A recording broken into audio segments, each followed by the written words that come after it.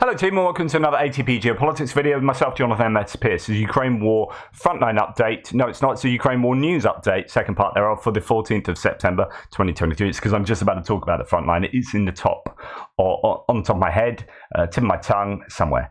Anyway, sorry for the last one being so long. I'll try and be a little bit quicker. Just to let you know that on my map, these four rigs, the Petrogodovanets and Ukraine, as well as the Jack rigs Tavrida and Sivash, have been geolocated by JR, and he's put them on my map down here. It's interesting to see how close the Tavrida Jack rig is. I thought this might have been on fire for the last year, but apparently not. The fire might well be out now. It's so close to the Tarkan Cape here to the west of Crimea that it really is a very useful launch pad to activities around here. And obviously you can put tech on there like, I don't know, electronic warfare, radars, air defense systems even. But then, of course, if you're going to load stuff up on these rigs, then they are going to be fairly obvious targets for the Russians. So it's a bit of a double-edged sword. Anyway, that I think is a good bit of data there from JR. Thanks, mate. Right, going on to the north here, we've got Kupiansk to Svatova to Kremina, and Surat Maps, although has walked back some of the claims they previously had of Sinkivka pretty much being surrounded. So I've got, you know, what he did have. I haven't updated the map yet today, and you can see that around Sinkivka, that all this area here, the Russians were apparently in control of. He's kind of walked that back here now, but has said that while the situation hasn't changed much, some corrections were made following video footage and geolocations. Russian army has made advances in a forest area west of Liman Pershi, and this is the claim that the Russians have moved along the Oskil River, coming down south, and are now somewhat... Yes, so it's this area here, somewhat parallel with Liman Pershi. That had previously, I think there had previously been a claim about taking control of that. Then it got walked back. But nonetheless, there are, you know, movements forward by the Russians there. And we have actually Global War Monitor here saying that there's geolocated shelling of, or at least the claims are there's shelling of Russians at this position west of Liman Pershi, which would indeed suggest that Surat Maps is correct, and that's probably why that move has been made, that change to the mapping has been made. So shelling of Russian forces in these positions. Others have that as a grey zone. I think that's Andrew Perpetua's map there has that area as a grey zone. But yeah, sometimes you can't tell. There are troops in a place and then they get shelled. You think, okay, they must control that because they're there. But actually, it can mean that they might have had a deep reconnaissance group that then pulled back. It could have been that they were repelled. All sorts of things could happen, or they do indeed control it. So it wouldn't surprise me if the Russians do control that area. And then some gains, it looks like, over here on the other side of Liman Pershi towards Sinkivka for Global War Monitor there, which would be around here, really. So Surat Maps already has that. Surat Maps, as I said previously, had a very, very generous claim for the Russians there. It's very overconfident claims based on sort of Russian MOD probably claims themselves. Right, okay, we're going to come down, all the way down now to Bakhmut. I don't have much information at the moment of any activity along this northeastern axis. And then in past the forest, past Kremina, down the Tversk front line, there's probably an awful lot going on. I just need to research that. I told you about what Andrew Perpetua said the other day, that actually the Russians, the Ukrainians were further forward in Rostelivka than he had given them credit for being. Well, actually, Surat Maps has picked up on that. Sometimes I wonder whether Surat Maps watches Andrew Perpetua, because sometimes there are some changes that seem very much in line with what, I mean, it wouldn't surprise me, right? I do. So situation north of Soledar. During the last days, Ukrainian army managed to expand the buffer zone around the town of Rostelivka by advancing along the railway. The recent bombardment of the Russian army in this area allowed us to modify the map. So that is in this area here. I will update my map to reflect that, but that's to the north of Bakhmut there.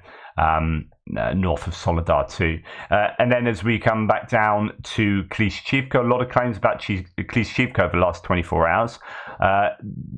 I'm pretty sure that's where we're going next. So the AFU is successful in their offensive south of Bakhmut, says a General Staff spokesperson Kovalev during a briefing. They had partial success in the districts of Klishchivka, Andriivka and Kurdyamivka, inflicting significant losses on the enemy in terms of manpower and equipment. And I showed you a video from a Russian unit in the area complaining about only having sort of 20 to 35% of their unit left, not having X, Y, and Z, counter battery, communications down, all sorts of problems that they are suffering in the Klishchivka area. And there are many claims that the Russians are taking some pretty serious losses there. It's going to be fairly heavy for the Ukrainians, of course, as well. Ukrainian troops push the Russians out of Klishchivka and also have access to success in the direction of Andriivka, Bakhmut, and Kurdyamivka. So again, that's a General Staff there. Ukrainian forces squeeze the Russians from Klishchivka. There is notable progress, quote, but it is still too early to say that we have completely finished the operation there. The hostilities continue, said the Speaker of the Eastern Direction, Yevlash. So different people saying different things. According to him, the defense forces are making progress in the direction of Andriivka, Bakhmut, and Kurdyamivka. So all of these claims, now let's go from the Ukrainians, seem to say that the Russians are, if not fully pushed out of Klishchivka, then pretty much pushed out, maybe hanging on tenuously to a couple of houses, and also successes towards Andriivka and Kurdyamivka. So now let's see what the Russians themselves say. About Klishchivka, says one source, the Ukrainian forces took almost the entire village. A small part is under our control. The group came out from our side. There are 300, so 200s, 300s, dead and wounded. So yeah, not looking good for the Russians there. And other sort of complaints, Russians are getting destroyed near Bakhmut, no remaining artillery. Chechen, Akhmat have already fled. They fled yesterday, apparently. Trying to work out the English to some of these translations. I could read this to you, but it is a little bit confusing with the Google Translate. But yeah, things are not, you can pause and read this yourself. Things are not going well for the Russians in this area. Requested support for artillery. They said there were no shells.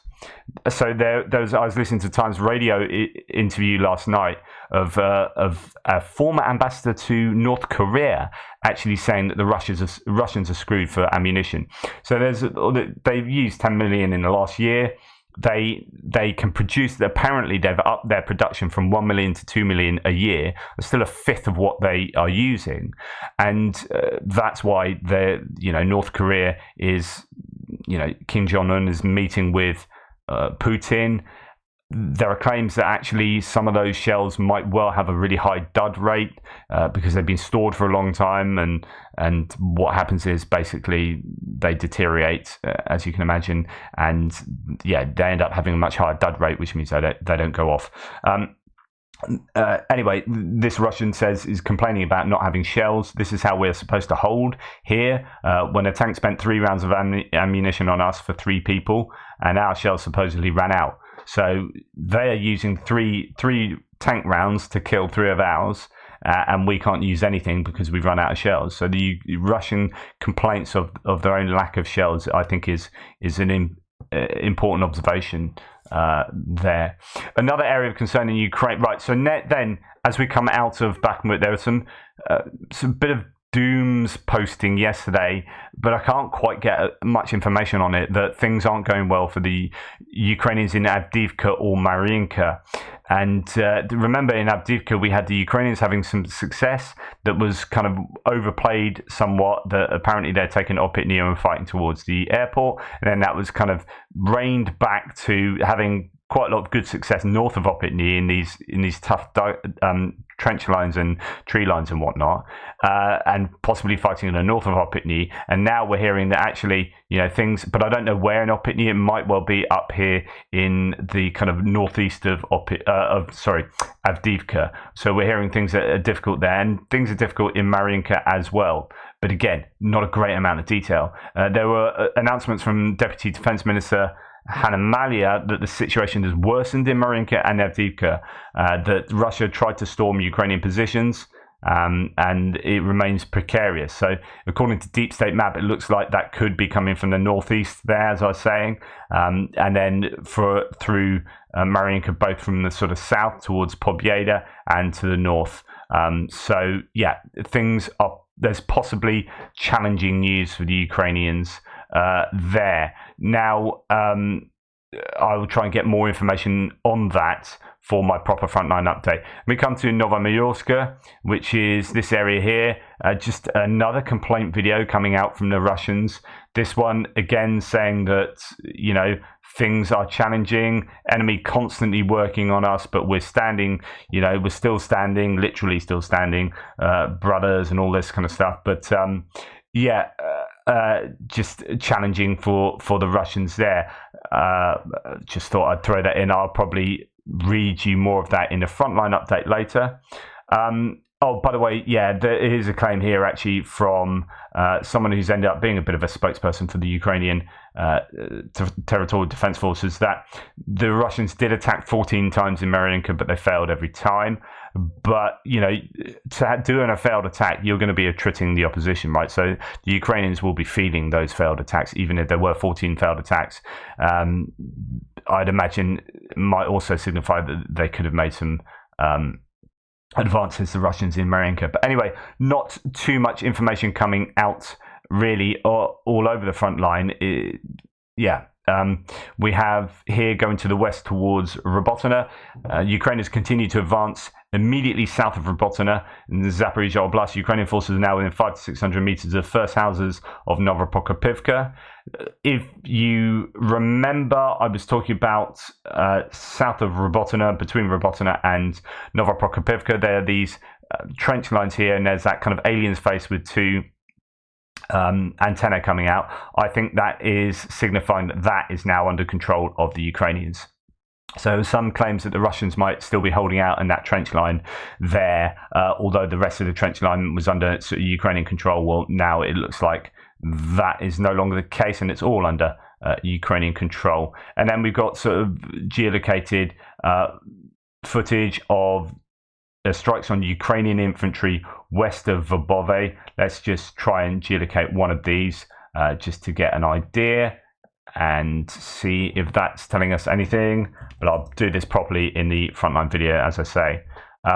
Yeah, so where we'd expect them to be. I don't know of any advances, but again, I need to do a lot of research. It was really difficult for me this morning because there was so much news that I was unable to do as much Frontline research. So anyway, keep tuned for that. But what I was saying in my previous video this morning is that where the Ukrainians might be or might not be making huge successes in terms of territorial advance on the front lines, they are, one, attriting the Russian capabilities hugely. Like, if those numbers that were posted this morning are realistic, then the Russians are really being attrited and degraded. But number two, they are doing these distant strikes in places like Crimea that are absolutely, you know, terrible for the Russians. The Ukrainians have lost, the Russians have lost S-400, a ship, a submarine, so on and so forth. Things are really challenging for them. You know, the screws are tightening, and if they can get ATACMS and Taurus, then, you know, the German cruise missile and ATACMS from the US, then I just think the Russians are in such a bunch of trouble. Okay, military aid, let's go on to that. So, Ukraine has received $1.25 billion grant from the US. The funds will be directed to support vulnerable groups of the population, as well as those who work to ensure the performance of state functions and the provision of educational and medical services. I don't know where the funding of that exactly is coming from. State budget of the US through the World Bank Trust Fund. So I would have to look into exactly how the World Bank Trust Fund is funded itself. But that's obviously going to be pretty significant. Right, Thomas Tyner here talking about how, well, this is First rule, first rule in life: more artillery is always good. Okay, so Colby Badwa, who I don't always agree with everything he says, he is a super conservative. That's probably why. Breaking: BAE awarded $500 million contract to produce 48 Archer 155mm self-propelled howitzers for the Swedish army. First deliveries will begin in 2025. Sweden has already donated 8 to Ukraine. Perhaps this is an indication that more will be. I hope so. I mean, this is just speculation, right? Not that there is that deal going on, but in providing 48 Archers for Sweden, does that mean that they're more likely to give some more of their own in the immediate future? Let's hope so. Germany delivers 20 Marder armoured vehicles. I talked about the extra Marders being pledged. I'm not sure I actually said that 20 of them had also been delivered. Germany provided Ukraine with 20 Marder infantry fighting vehicles, reconnaissance and surveillance equipment, munitions and other aid in the latest military assistance delivery, the German government said on the 13th. The tranche also includes a SATCOM surveillance system, 20 reconnaissance drones, RQ-35 Hydron, 2 mobile antenna mast systems, 10 drone detection systems, 2 mine-clearing tanks, Vicent 1, explosive ordnance disposal material, and more. So, as I keep saying, Germany are coming up with the goods at the moment. It would just be amazing if they could give Taurus as well, because I think, you know, the sort of damage that the Ukrainians are doing with Storm Shadow and Scalpel, the Scalp cruise missiles. Sorry, words difficult today. It's phenomenal, and they're bringing to bear their own Neptune indigenously made missiles as well, supposedly used in the strike on Yevpatoria last night. They are beginning, their own indigenous stuff is beginning to make a difference. I think that's really important. But you know, all those ordnance are just supremely useful for the Ukrainians, and if they could get Taurus as well and ATACMS, then amazing. Sweden has already started taking on pilots and technicians. So Swedish DN writes that Ukrainian pilots and technicians have arrived in Sweden for training on a Jas 39 Gripen fighter jets. Ukraine is interested in purchasing 14 to 16 of these. Wow, so that is actually moving along, is genuinely happening, that they will get Gripen. They will get Gripen. How soon, I don't know, but I find that really exciting, because with Gripen, you get NATO weaponry, but you get the Meteor as well, which is a great missile. So anyway, yes, exciting stuff. The US sends monitors to Ukraine to track military aid. So I think this is important. This is good for transparency. The US is sending personnel to Kyiv to evaluate the use of American military aid, the US Defense Department Inspector General's office said in a report released on September 13th. That will also hopefully work to allay the fears of some in the US itself that worry about the misuse of equipment and finding its way to the black market and so on and so forth. There's no evidence that's happened yet, but people do mention it and talk about that. So, yeah, good. New York Times reported, I'd mentioned this previously, but I just want to mention the kind of comeback to this. So, New York Times, Russia overcomes sanctions and produces even more missiles than before 2022. Russian military industrial manufacturing has practically recovered and has even exceeded its pre-war levels. These are the claims using, you know, expert opinions and whatnot. I was talking about whether, if it's true, how much of it is to do with, say, the UAE and other countries that are really upping their provision of comms equipment, electronic components, and etc., that they never previously provided to Russia and are now providing. Yeah, how much of it is down to that kind of activity? But then on the other hand, the GUR denies the New York Times data on Russian missile buildup. So, quote, this is GUR spokesman Yusuf saying, the Russian Federation can't even come close to returning to the pre-war level of missile stocks. Obviously, someone is right and someone is wrong, or someone is more right and more wrong. Claims that the NYT is propaganda. I don't know. I would imagine the Russians probably are trying their absolute utmost to be able to produce weaponry. Of course they will, and they're going to be getting help from China, whether we like it or not. and they are getting help from places like the UAE and even European and American firms getting round loopholes by exporting through, say, Kyrgyzstan or other Eurasian nations. It's just the nature of, unfortunately, of business. And unless you're going to outlaw certain things, so some of these exports are not illegal. It's like, right, you put a sanction on Russia, so we're just going to export it to Kyrgyzstan, and then they're going to export it into Russia. So we're doing nothing. No one's doing anything illegal, but it is getting around sanctions. So unless you tighten up regulations to make sure that stuff can't get to Russia, then it will continue to do so. So there's a lot of work to do still with sanctions, and unfortunately, I think the net is very holey, and stuff is getting to Russia, and I'm sure they are doing their absolute utmost to produce these weapons to a much greater degree. Now, how much have they succeeded in doing that? I don't know. New York Times has their opinion. GUR have their opinion. I wouldn't be so flippant and say New York Times article is propaganda at all. But I'd imagine truth is probably somewhere in the middle. North Korea has been, but that's just a guess. North Korea has been supplying Russia with weapons for a month and a half, says Budanov. According to him, the Russian Federation receives 122mm and 152mm projectiles, as well as missiles for Grad multiple launch rocket systems.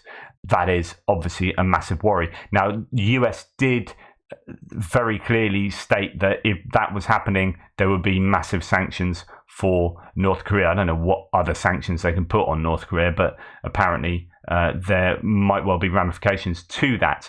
Right, I just have to do, not a corrective. I claimed correctly that the TUC yesterday, so Trade Union Congress in the UK, passed a motion that was massively in support of Ukraine, and it was a really clear statement or set of statements really about what trade unions in the UK can do, should do, are doing, and their solidarity with Ukraine and Ukrainian unions, so on and so forth. And I said that was really good. However, it is worth noting that two unions didn't do that, so I need to be accurate here. One is the RMT, Rail Maritime Transport Union, which is a massive union. It abstained, so I don't know, I can't talk to that at all.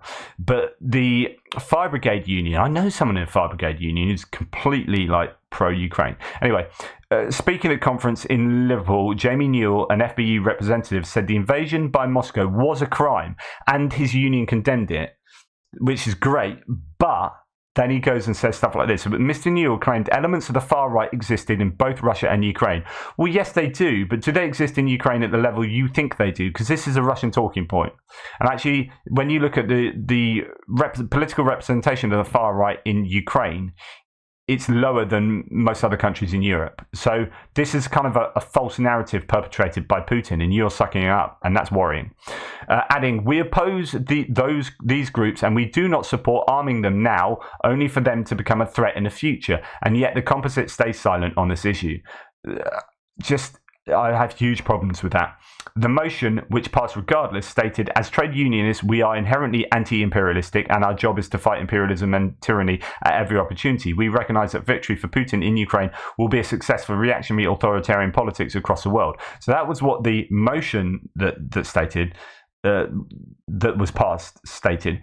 But Mr. Newell said, whilst the motion mentions opposition to imperialism and imperialist interests, they exist on both sides of this conflict, which is both sidesism. And it's just, yeah, you can probably find some right-wing nutjob in Ukraine, but actually it's wrong to say they have imperialist interests, but of course he's talking about NATO America, which is going to this old kind of, so he's coming from the traditional far left, I would say, so looking at NATO and American imperialism and expansionism, and playing that kind of card. Anyone who reviews the military interventions of the past 20 years must recognize that you only have to look at Afghanistan, Iraq, Libya. He argued, quote, the first duty of any anti-imperialist is to oppose the imperialism of your own government. I mean, there's elements here that do have some credibility, right? But I just think it's wrong in the case of, I think Ukraine, even if you do have some of those worries, they're easily overcome by the much greater worries from Russian imperialism. It's just, yeah. Quote, that does not mean endorsing NATO, the escalation of war with NATO weapons, NATO funds, or NATO advisors, he added. So at least he, on behalf of the FBU or the FBU itself, I'm not sure, but there will be elements in the FBU here, the Fire Brigade Union, that are wholly in the whole kind of the NATO expansionism, NATO imperialism is a bad thing, and we should be against that, as well as Russian imperialism. And therefore, we're not going to support arming Ukrainians in that conflict because it's a part of that. I just think that's really short-sighted, and there might be some minor elements of that you could argue for, and I actually laid out some of those in an article I wrote right at the beginning of the war, which is the war so clear-cut, my article was. And it was talking about how, yeah, there are elements of NATO doing this, but then why are NATO doing that? It's because Russia are doing that. And then, so, it's understanding the whole history of this, but I don't want to go down that rabbit hole. So let me just say I disagree with him. Big time. Right, Ukraine and Moldova should be granted EU membership in order to prevent them from falling under the influence of countries that do not share the bloc's values, said the President of the European Commission, Ursula von der Leyen. According to her, the European Union needs to expand its borders in order to recognise new geopolitical realities. This is really important, and I think that's good news. And I think the EU recognise the importance of Ukraine to the EU and the importance of the EU to Ukraine and the challenge that Russia provide. And if Russia prevail in Ukraine, then that will be to the detriment of the EU, its values and its intentions and its power going forward. So I think this is both realpolitik and right as well. And is good to recognise that. And I think this is super important as well. European Parliament recognised Lukashenko, so the dictator in charge of Belarus, as involved in the war against Ukraine on the same level as Putin. The resolution was adopted. European Parliament also called on the International Criminal Court to issue a warrant for his arrest. Very significant. And then we have the Armenian Prime Minister. So this is, it's all going a bit wrong for Russia in this neck of the woods. Armenian Prime Minister says he wants to distance from Russia and get closer to the West, according to Politico. In an interview with the publication, Pashinyan said he understands the need to distance Armenia from its former ally, Russia. He believes that Armenia has a long road ahead before Western countries can provide the full support it needs. So he's basically saying we're not there yet. West needs to do more to bring us on board. The Prime Minister emphasised that the changes in the region influenced by the events in Ukraine have reduced Russia's influence in the Trans-Caucasus. The model by which we have problems with our neighbours and we have to invite others to protect us, it doesn't matter who these others are, is a very vulnerable model. So obviously Armenia need help in the issues with Azerbaijan. I probably need to look into that more to do a video on what the issues are there and what exactly is going on. It's complicated stuff, as you can imagine. But anyway, they are reaching out to the West. And in doing so are pushing away Russia. It's a zero-sum game there. Romania summoned the head of the Russian diplomatic mission to protest against the repeated Russian drone crashes on Romanian territory. Added to that, in response to those drone crashes, Romania moves air defense systems to the Ukrainian border in response to Russian suicide drones crashing on Romanian territory. Now, I talked about this previously as saying it would be really cool if they could put like NATO air defense systems on the border of Romania and say that they are protecting their own territories from being hit by Shahed drones by taking out Shahed drones as they're in Ukrainian territory. It'd be just really cool if they could do that. I don't know how doable that is. They are sending troops and EOD teams to the border. They are deploying radar sensors and air defense systems and patrolling the Danube River. So Romania are taking action. That is what they're doing. Right. Bulgaria has decided to place a NATO base on its territory. Another shot in the foot for Putin here. His whole part of the rationale for this invasion, for the war, was to stop NATO expansionism. Going back to that NATO expansionism idea, well, Bulgaria has decided. So is this NATO expansionism, or is this self-determination of nations within NATO saying we want this? It's easy to think NATO is some kind of bunch of people, sitting back in the US, particularly, just twiddling their fingers in an evil fashion. If you're kind of like the old far left thinking, along these lines, but actually, Bulgaria is saying, well, we're part of NATO and we want a base here. And we have the right to decide that. The cost of construction is estimated at 50 million euros. It's planned that it will be completed by 2025, reports the Minister of Defense of Bulgaria.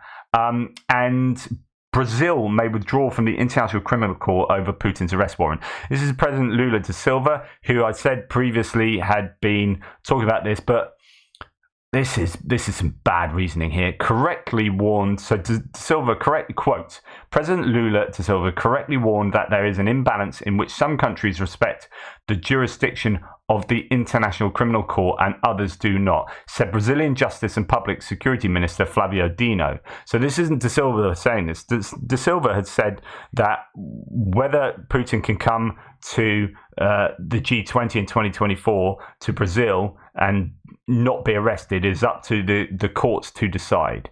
But then the Justice and Public Security Minister saying we might pull out of the ICC because actually some people in the ICC adhere to it and some don't, which is true, right? So we've seen South Africa didn't adhere to it, not with Putin. Putin never went there, but with a previous person who had an arrest warrant on their heads. South Africa didn't arrest them. And so there is this imbalance, but you don't just go like, oh, some people are breaking the law. Like I don't look out there and go, oh, some people are breaking the law on burglary, so I think we should just scrap the laws of burglary. Or I'm going to pull out the laws of the nation here.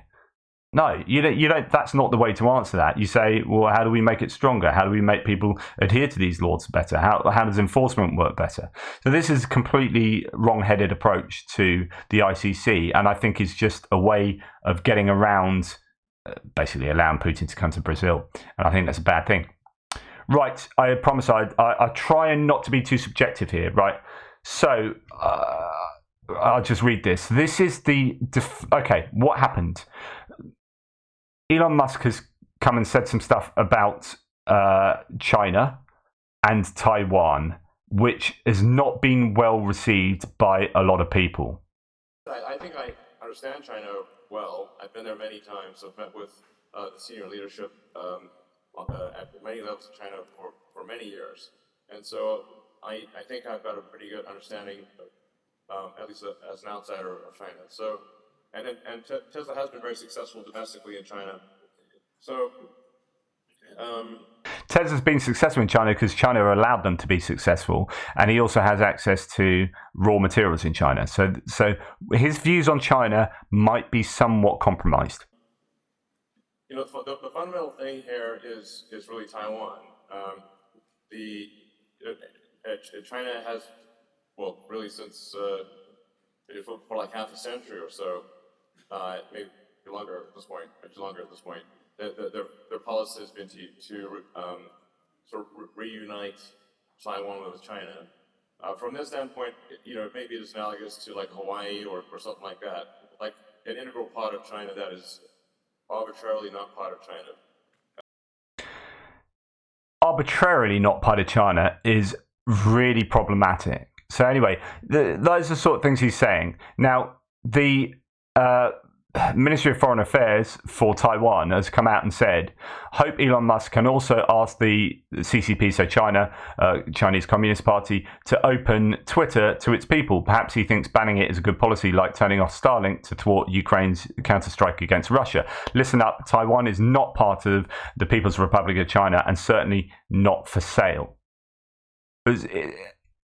He just needs to stay away from saying stuff like this. But the problem is, actually, it's an integral part of his business. So China will be wanting him to say stuff like this because he won't have access to their raw materials if he doesn't toe the party line. And we know that he's toeing the party line. This is really, really important, right? So in the Isaacson book, this is a very interesting quote. And bear in mind, Trump has previously said he's a free speech absolutist. So he's well up for free speech. And he's talking to Barry Wise, who is very much up for free speech. Musk said that Twitter would indeed have to be careful about the words it used regarding China. So in other words, not free speech. It's having to constrain what it wants to say because of China. Because Tesla's business could be threatened. China's repression of the Uyghurs, he said, had two sides. A bit of both sidesism. Why are you having both sidesism there? Because you need China. So just, more wrong-headedness, to use that term again, from Musk here. But I think really what's at the heart of this is that he needs China and he needs Russia in terms of his business. That's really what's, I think, at the heart of it all. Right.